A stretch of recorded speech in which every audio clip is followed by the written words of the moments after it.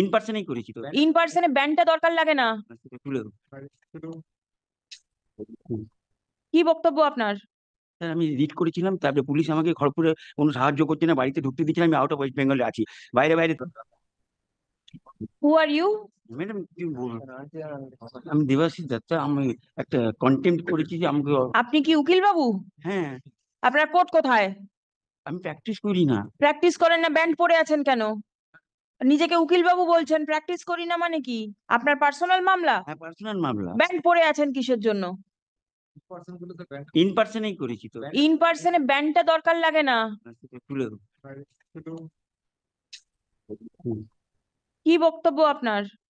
Sir আমি read করেছিলাম, তারপরে পুলিশ আমাকে খড়গপুরে কোনো সাহায্য করছে না, বাড়িতে ঢুকতে দিচ্ছে না, আমি আউট অফ ওয়েস্ট বেঙ্গলে আছি, বাইরে বাইরে থাকি। এই কোর্টেতে মেনশন করছেন কেন?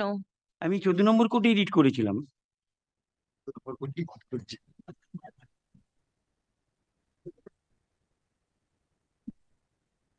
এটা তো পুলিশ ইন অ্যাকশনের মামলা বা এক্সেস অ্যাকশনের মামলা। 14 নম্বর কোর্ট এখন ওই মামলাগুলো নিচ্ছে না।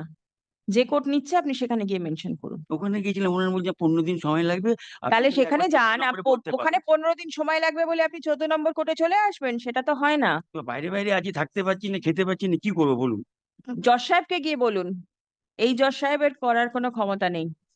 ঠিক আছে? তো উনি তো বলবেন সিভিল ম্যাটার ডিসপিউট করুন, লোয়ার কোর্টে যান, লোয়ার কোর্টেও তো করেছি। এবার কোর্টে তারিখ পর তারিখ করবে, আমি কি ঘুরতে থাকবো বাইরে? 1 নম্বর কোর্টে চিফ জাস্টিস বসেন, ওনাকে গিয়ে বলুন। আর ওখানকার উকিল আমাকে বলছে কোর্টের মধ্যে মারবে, বাইরে বিচার হবে, মানে ম্যাজিস্ট্রেটের সামনেই বলছে, কিছু করছেন না, আমাকে এটাই কমপ্লেন দিতে এসেছিলাম আমি খড়গপুর কোর্টে। Call the list please.